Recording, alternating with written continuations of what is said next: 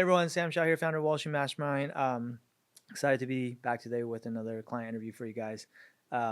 Today I have Dhanuk here with me, which I'm really excited about because he's another one of our clients who just recently finished going through the recruiting process, and was able to get a very successful outcome. Despite having lots of challenges and obstacles that he had to overcome along the way, and so wanted to get him here to just kind of share his journey with you guys a little bit and chop it up. And I'm sure a lot of things that we talk about will also be beneficial for hopefully for your own recruiting process as well.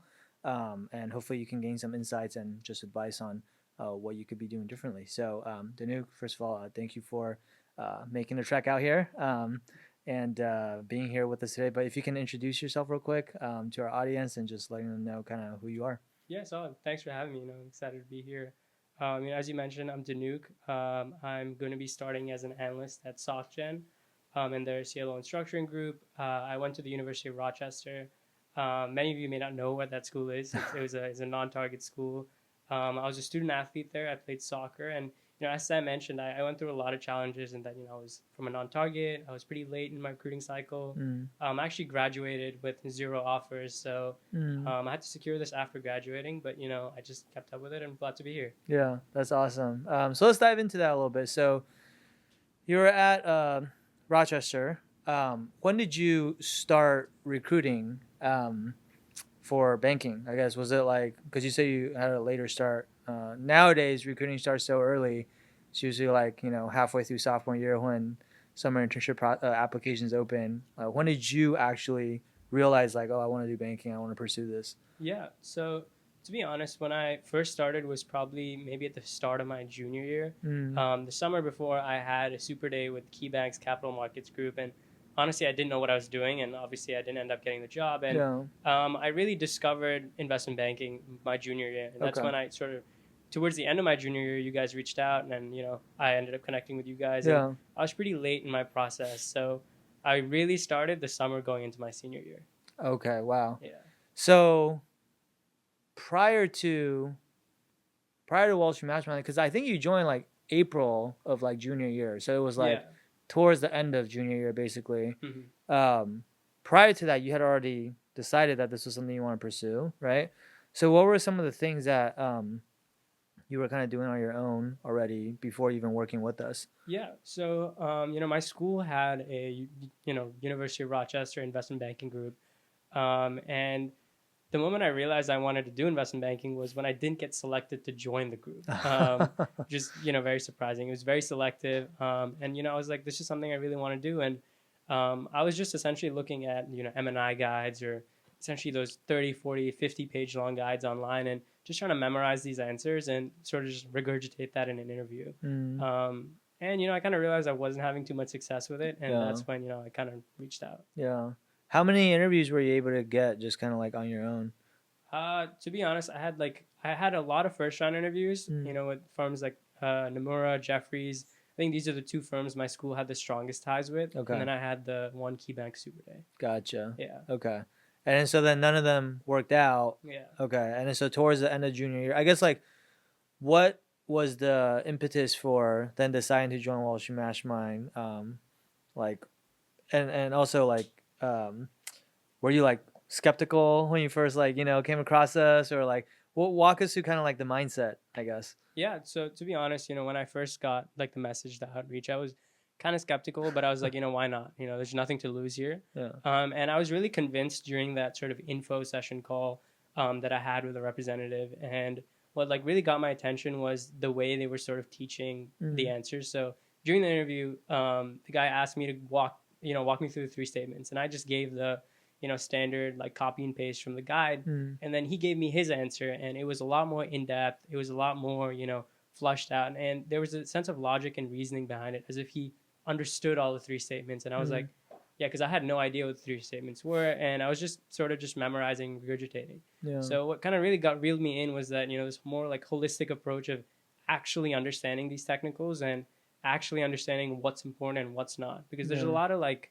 filler out there in these guides that you don't necessarily need to know. Yeah, for sure. Okay, gotcha. So you talked to our team, and then you basically saw that, okay, this is the level that I'm at now, and this is the level that I should try to be at, and Exactly. there's a Yeah. gap, and then you wanted to close that gap. Yeah. Okay.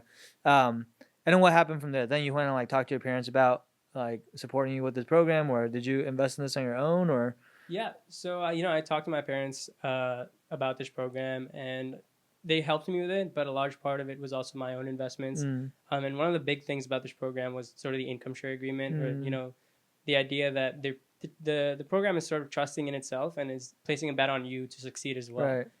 And that's also one of the factors that kind of motivated me. I was like, if they're willing to take this risk, it's probably a good product and something there's no harm right now Yeah. in doing it, especially for the small upfront investment I made. So Yeah. that was the rationale behind it. Yeah, for sure. And you're exactly right, which is like we we understand like, not everyone can or even wants to invest upfront for something like this, especially if you're not sure it's going to work. For us, it's kind of a way to one, make our service more accessible to people. Because a lot of people are like, oh, like only rich people can afford this or whatever, which is not true, right? So making it more accessible, but then two, also just like, putting our money where our mouth is. And we always try to operate with integrity where, like, we tell people you have to apply to work with us because we don't work with every single person we talk to. Like, a lot of times we talk to someone, we're like, I'm not confident we could get you a job. Yeah. In which case, like, that's not really like the type of client relationship that we want to have, right? Because we don't want to waste people's time or their money or whatever, and we don't want to waste our own time. And also, just in the long run, I think it's better for our business if we have better success for our clients. And so this is like kind of aligning our interests with the client's interests, which is like, hey, like if we don't get you the job, like we're honestly not going to make money on it. Like a lot of times we actually lose money depending on how long we're helping you for. And we only make money if we actually get you a really amazing outcome, which obviously I would say if you're able to break into this industry, that's a pretty great outcome considering just how competitive it is, and so, and even then too, it's not, and I know like sometimes there are people say, well, then I'm sure you're only working with kids from Wharton and Harvard that have 4.0 GPAs and that were, shoe-ins. Or it was like, well, no, not really, right? Like, because obviously, like you said, you go to non-target school, you started late. By the time we started working with you was like end of junior year already, which is very, very late for, I mean, basically junior summer was coming up. Yeah. To be honest, like my GPA was not the highest. Very standard 3.5 GPA, it's economic stats. So, really did end up working out in the end. So that's great. Yeah. So let's talk about, so then like, okay, so then you come into the program, right? What were the things that you did once you were in the program? I mean, obviously we did a lot of stuff, but I guess if you just think back to like maybe like the 2 or 3 most impactful things that you felt like we did together that in terms of like actually really moving the needle for you, like what would you say those things are? Yeah. One of the big things was actually in the videos before the module started and had to do with chunking your time and staying organized. And going into that summer, I really took that, to heart and went through with it. I set aside like 3 or 4 hours a day where I just wanted to finish the modules as quickly as I can and really, hit the ground running in terms of networking and meeting people and having this base knowledge. So I'd say one thing that really moved the needle was essentially like forming the habit of staying disciplined and chunking my time and being organized. Because at school as a student athlete, it was very easy for me to sort of organize my time. The school has done it for me. Practice is now, study now, right? When I was in the summer, it was a lot more free flowing for me. So the idea of chunking my time and working towards this goal really helped me. Also having, a very strong relationship with the coaches that were on the Slack channel, especially with the mentor at the start who kind of walked me through the process and kept up with me, was a good way to stay accountable, and it was very helpful overall. Yeah. That's awesome. Okay, so time management, I mean, like that's huge because I think where a lot of people struggle with banking recruiting, it's not like each of the individual aspects of recruiting, like each of the things that you have to do is actually not like none of it is rocket science. Right. But I think the challenge with recruiting for a lot of people is there's just so much that you have to do all at once simultaneously. And especially for someone like you who was starting on a later side, you have even less time to do it. Right. And so, you're trying to keep your grades up in school. Maybe you're a student athlete, and that obviously is a very big demand on your time. You have to like do relevant internships, and most people are doing internships not just like during the summer but also during the school year. Mm-hmm. You're if you're not a student athlete, you're probably also trying to like get into the investment banking club, Yeah. or take on leadership positions to have something to say for leadership activities, and then you're having to network with bankers. You're having to prep for your behaviorals, prep for your technicals. They're asking so much of you, Yeah. but also none of these things are really like optional, right? Like Mm-hmm. you have Yeah. to check all these boxes because that's just how competitive it is.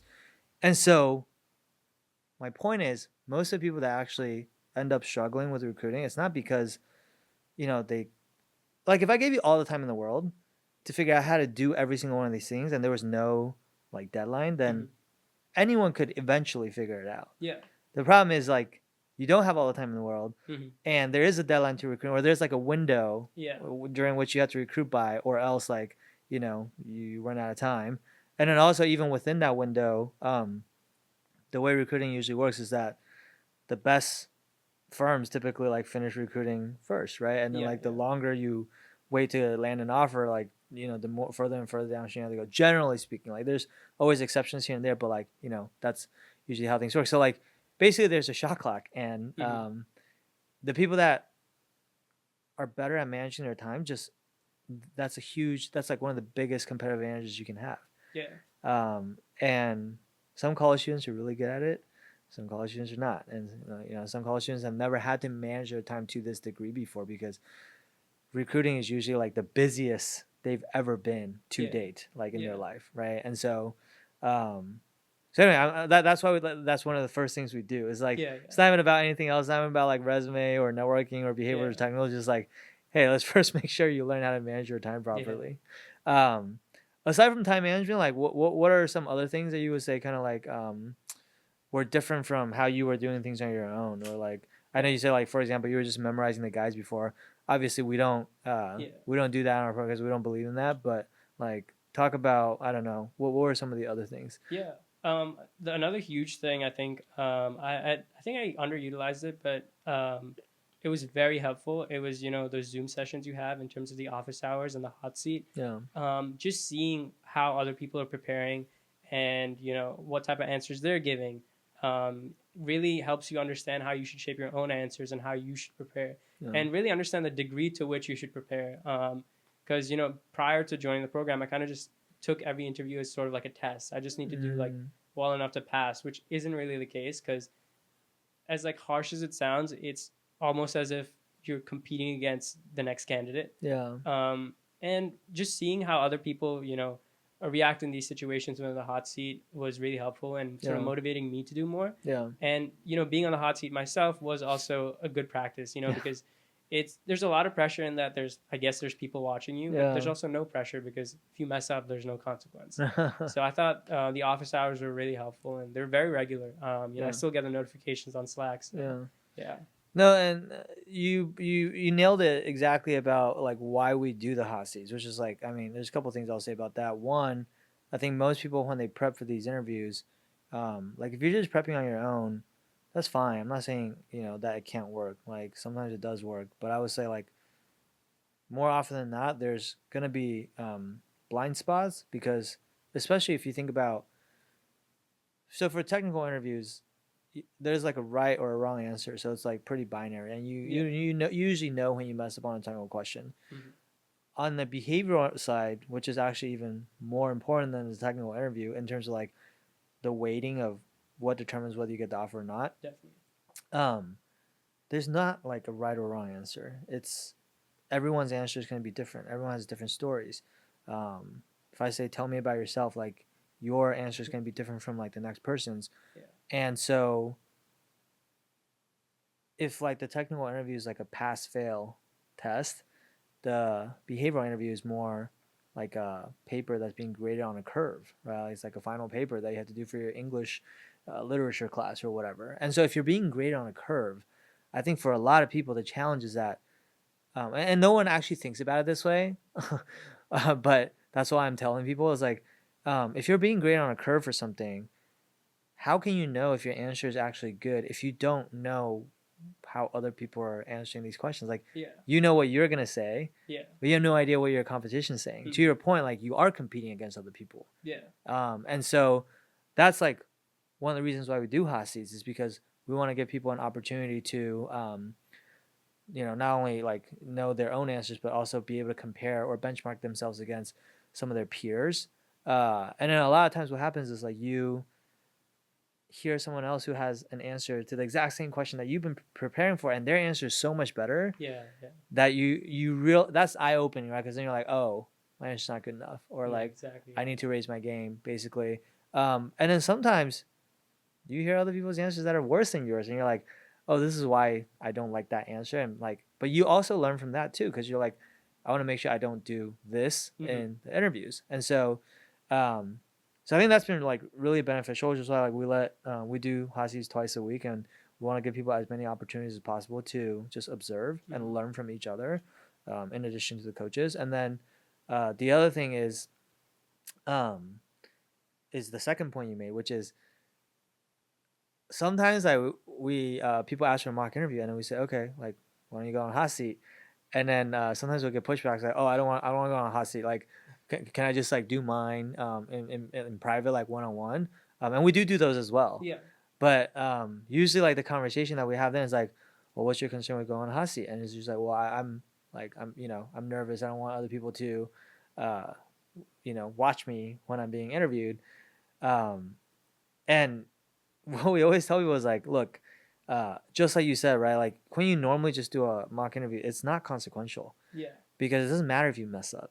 And it's impossible to recreate the type of pressure you will feel when you go into an actual interview. It's just not the same as a mock interview. Yeah.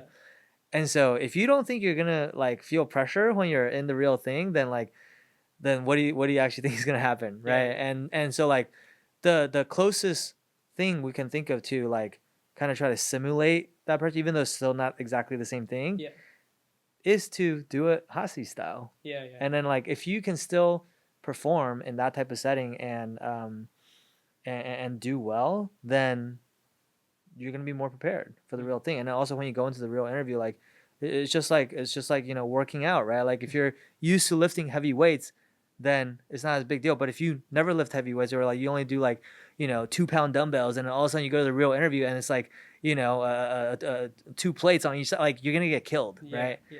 And so that's why we do that. Yeah. And so I think that's actually like one thing that I don't think I've seen anywhere else. Like I haven't seen other programs do that. Although I guess it's probably only a matter of time before they try to copy it. So since we're talking about it, so okay, yeah. I mean the hot seat's really helpful for you.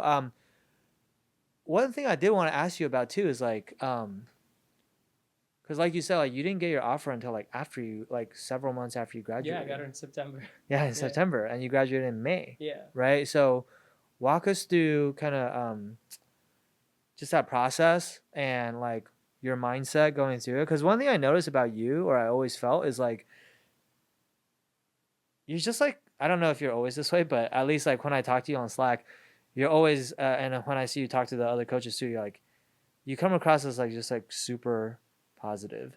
Like because like sometimes like you go to an interview and it doesn't work out, and then it's, a lot of students will like be pretty down, and maybe like mindset or attitude is like not the best, but I feel like you always kind of stay pretty like upbeat about it, and then you're just like, well, on to the next one. Yeah. Like am I reading that correctly? Yeah, thanks. Yeah. And why I like it really stood out to me, right? So like what is it that makes you that way, I guess? You're like sure. So I guess it like really goes down to like sort of like the way I grew up and like my childhood. I played soccer like a large part of my life, and I lived in Singapore actually for 8 years before moving to the US, and I played for like Arsenal's academy there and AC Milan's academy there. And while sick. playing there, I got rejected over like 8 times for like the national team, representing the national team. But I went, every year, and I finally made it in like 2014. Went to Sweden, represented Singapore, played for Arsenal, and even when I came to the States, it was my goal to play as a college athlete. And the point I'm really trying to get at is that I've faced like many rejections. I've been cut from many teams, and I like realized like what really differentiates the people that end up making it versus the people Mm. that don't is just staying sort of consistent, right? Like, Mm. um, even for college, like I had to walk on at Rochester. All my offers fell through when COVID hit, and I was Wow. like, I have to, it's do or die. So I ended up doing it, and sort of I kept the same mindset with recruiting. The idea was if I was able to get a certain firm's attention one time and sort of make it to the final round, um, that means I could do it again. Because usually when it comes to the Super Day, I feel as though it's very the margins are very fine, in terms of making it versus not making it. Yeah. Especially if there's 4 or 5 rounds, it really comes down to fit and things like that. So I kind of just thought of like, what's my next best option, right? Like, Mm.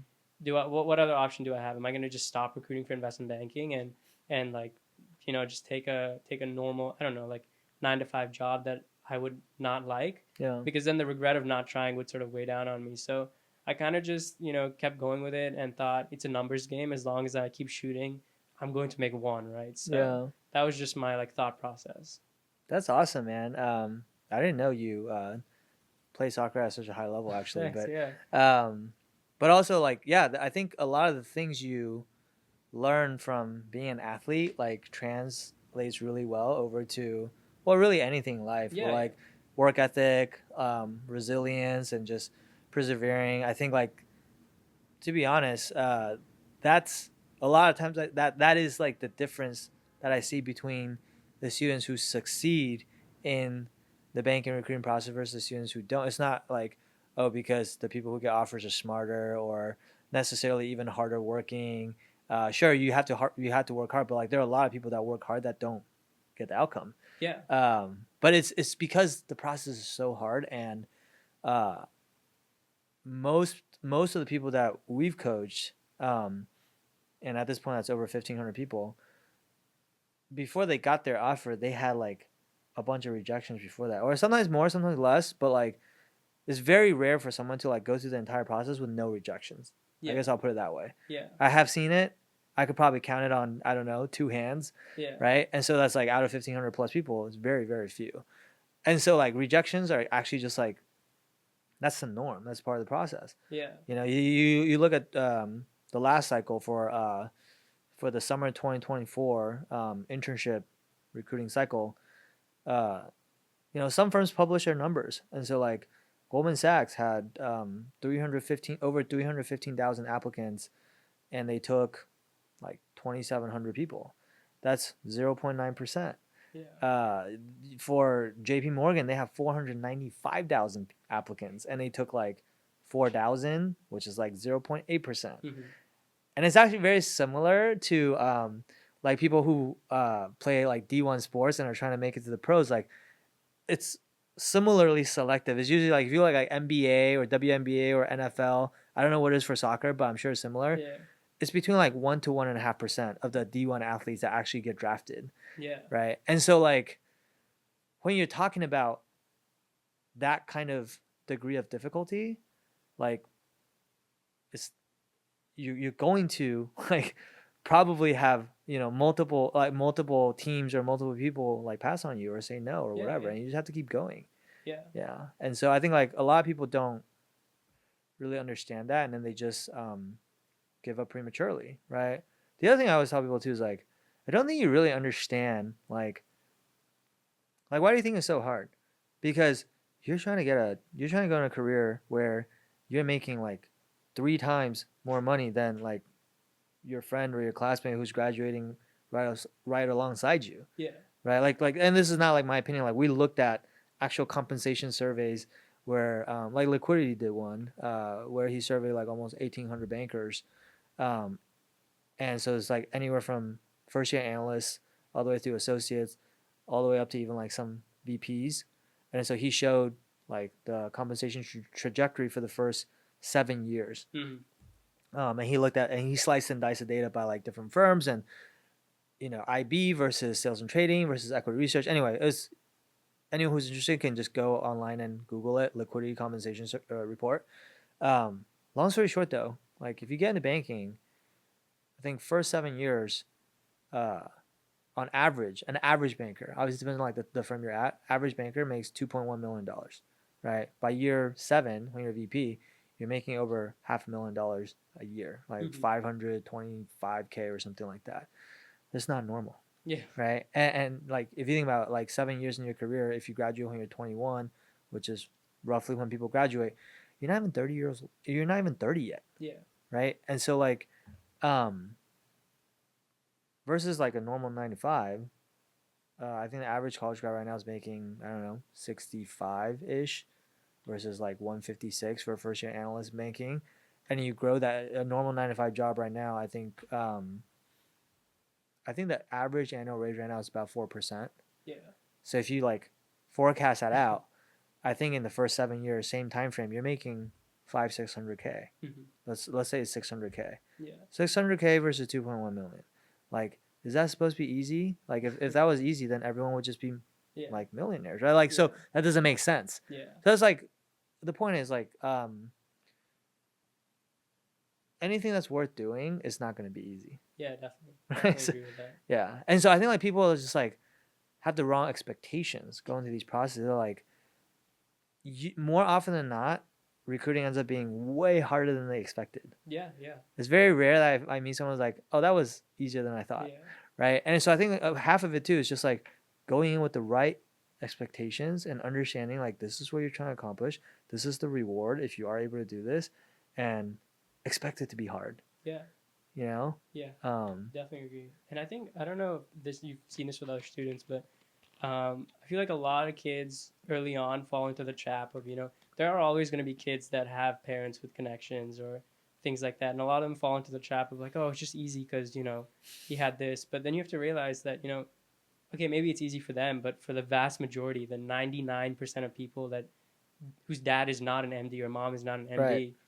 they're still putting in the work. It's just that they're not talking about it, and Yeah. they're not really just broadcasting it on live for you to see. But it takes a lot of work and a lot of effort. And I think as you mentioned with the rejections, it really comes down to also making the most of your rejections, because Mm, the way I got my job was I did like 5 rounds with SocGen with their trade and commodity finance group. mm, Did a case study. They said no to me in the end, and then I reached out to every single MD and VP, and then one of the MDs I reached out to internally referred me for the other group, the CLO right. group.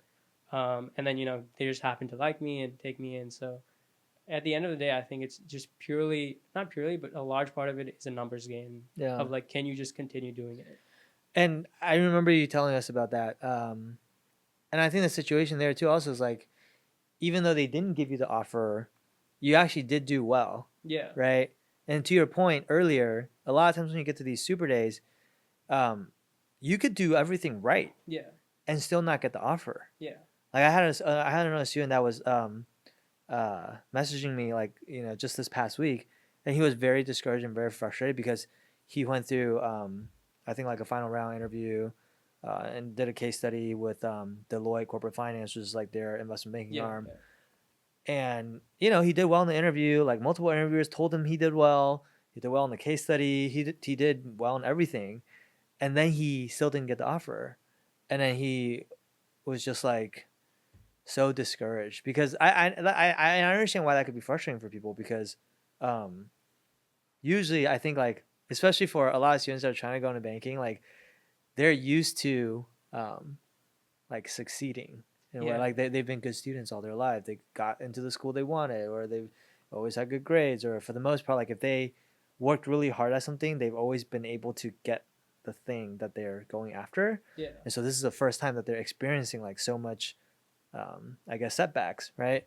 And so anyway, he was like super frustrated. And I had to explain to him exactly what you're talking about, which is like, dude, like these are the numbers, these are the stats. And I told him the exact same stats about Goldman and JP. I was like, Yeah. so if you think this many people are applying and they're only hiring like 2,700 in Goldman's case or 4,000 in JP Morgan's case out of almost 500,000 people, do you think every single person that didn't get a job there is because they were unqualified? Like, Yeah. no, of course not. Right? Like some people are qualified and they still don't get it. And then like you said, like some people have connections. Some people have, I don't know, like, their dad is a client, is a CEO or CFO somewhere and whatever, right? Or their own parents work at the companies. Like that is a real thing. That is how the world operates, unfortunately. And so Doesn't mean you can't get in without that, but like, you do have to just like work even harder, right?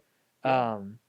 And so anyway, to your point, like you did well in the Super Day, even though you didn't get it, but then making the most out of it and still like, and I always encourage people to do this too. Is like, if you don't get it, like reach back out to the people that interviewed you and like just ask for feedback. Yeah. Yeah. A lot of times they won't give it to you, Yeah. because some firms are like sensitive about like HR will never give it to you Yeah. because they're Yeah. taught not to. Hmm.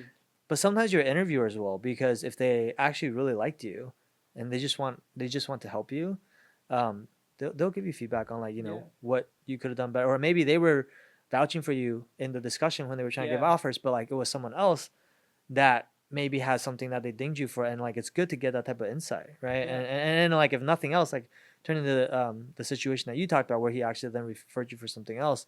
Um, Yeah. so that's really really great that you did that. Yeah, no, thanks. But to your point, also, like, I think sometimes maybe they're in a position where there isn't any feedback to give.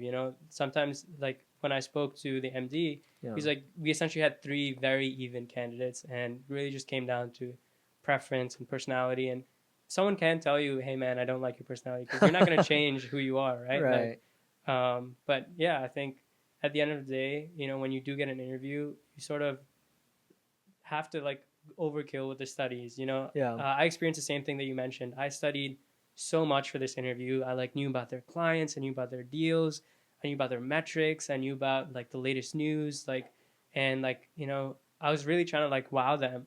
And the Yeah. second time when I got an internal referral, I was like, I need to essentially. It was with a CLO structuring group, so I didn't know what it was, and I was like, I just need to memorize this S&P primer and know everything. Like, Yeah. there's no way they should be able to ding me because I didn't know something. Yeah. Like that should not be an option. Yeah. And especially, coming from like a non-target school, the number of shots I get at recruiting are so few. Yeah. In my mind, it was just like, I have to make the most of this, you know? Yeah. So I think you just have to go in with that mindset. Yeah.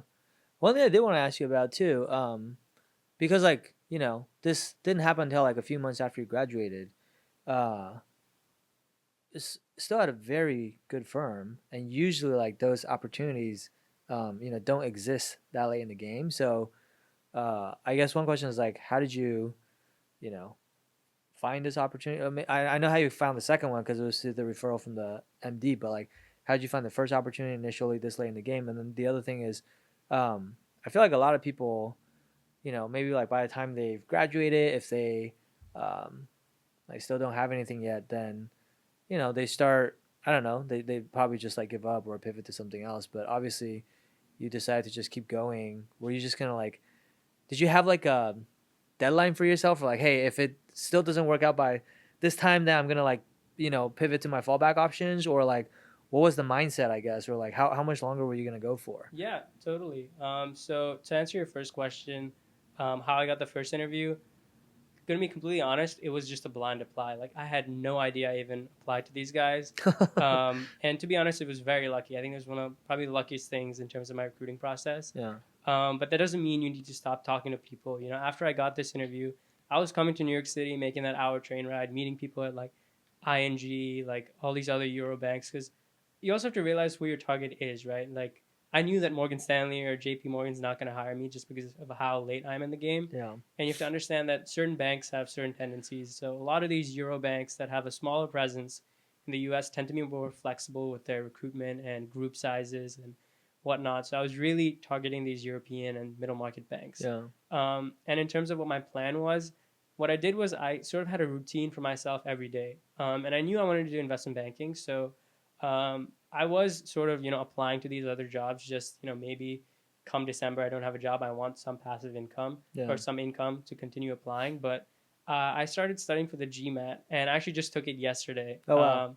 And for the last 3 months, every morning, I would study for like 4 hours for the GMAT. Then I would sort of work on, recruiting, networking, and all that. Because if I spent the entire day just recruiting and Yeah. applying to jobs, it's like extremely demoralizing. Just because Mm. market's not doing too well, people are saying no, and it's sort of consuming your whole life. So I'd say the key advice was like to form a routine and have an end goal. of like what I want to do next. So Yeah. my idea was I'm gonna crack the GMAT. I'm gonna get a good score. If I don't get investment banking, I'm gonna apply in January for like a master's in finance program and try to get a scholarship Hmm. somewhere, right? To And just like extend your runway for recruiting. yeah, just extend my Yeah. runway for recruiting. And I was very grateful that my parents were super supportive in terms of like do what you want.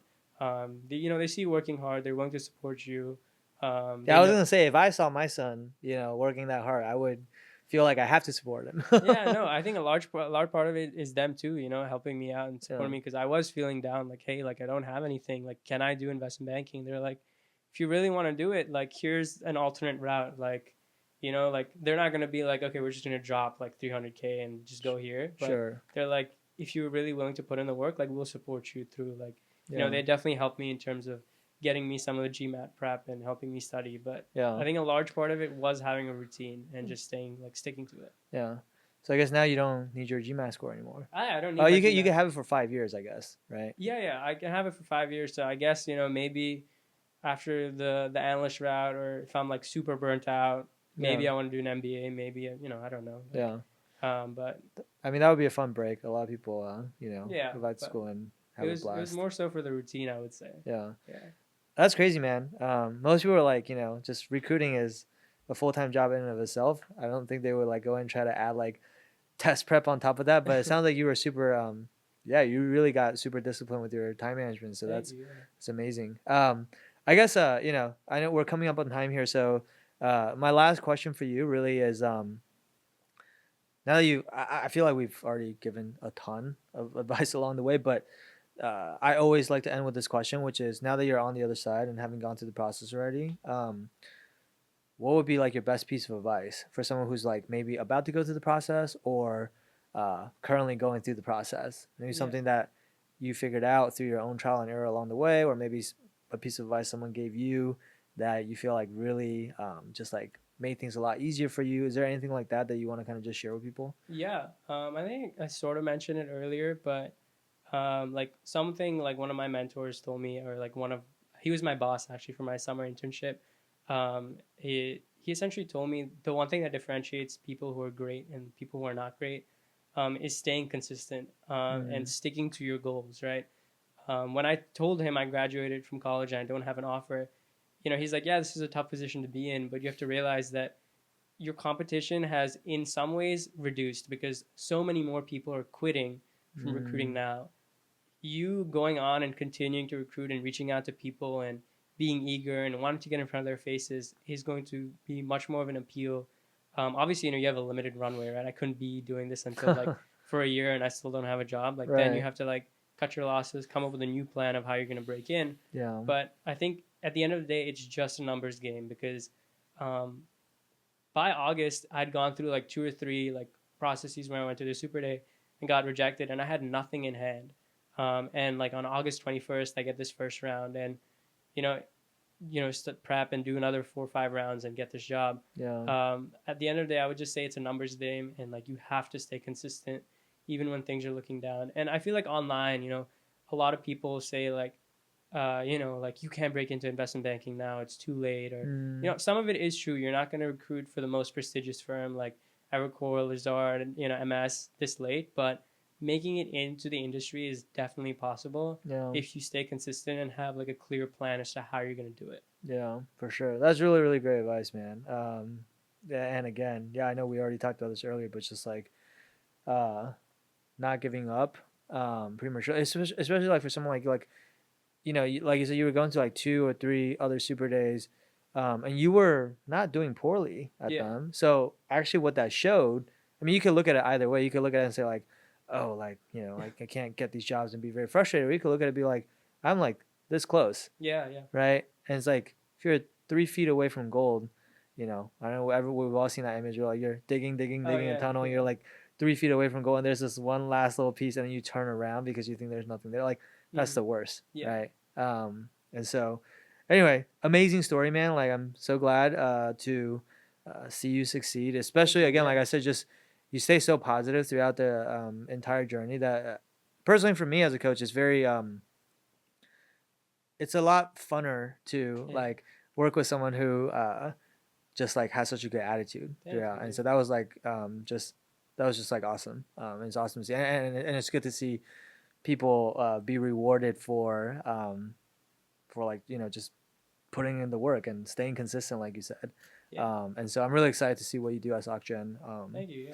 Yeah. going forward. But with that said, guys, hopefully you guys found this to be insightful. Hopefully this helps you with your own recruiting process as well. Hopefully this inspires you to just have the right expectations and also not just like put in the work, but like also sometimes you might it might take longer than you expect, but to not give up prematurely. With that said, like as you go into this process or as you begin to go through this process, if you want help with the process in terms of just whatever it may be that you're currently struggling with, or maybe there's things that are not working, maybe you're memorizing the guides and you're just regurgitating the information.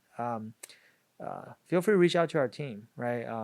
We help people with all kinds of stuff, whether it's like getting relevant experience for your resume, showing you how to network the right way. Networking obviously is huge if you want to get interviews, especially if you come from a non-target school. But even if you come from a target school, everyone has to network. And then even prepping for the interviews itself, whatever it may be, it's not one size fits all. Like, have a conversation with our team. It is by application only because we don't know if we can actually help you until we actually talk to you, right? And to our point earlier, like we want to make sure that um, the incentives are really aligned, and we can work with everyone. So if you're interested in applying, you can go to www.wallstreetmastermind.com/apply. The street is abbreviated to ST, so it's wallstmastermind.com/apply. And we look forward to talking to you and hopefully helping you out. All right. With that said, Dhanuk, I want to thank you again for coming out here to talk to us on a Sunday. Of course. Yeah. And I know you're about to start your new job, right? So congrats again on that. And if there's anything that you need help with, even after you start, like just don't be a stranger. Like, you're always part of the family. Yeah. So Of course. Thanks for having me here. yeah, absolutely. This was fun. All right, guys. Thank you guys for tuning in. We'll be back with more of these for you guys in the near future. And until next time. All right. Cheers.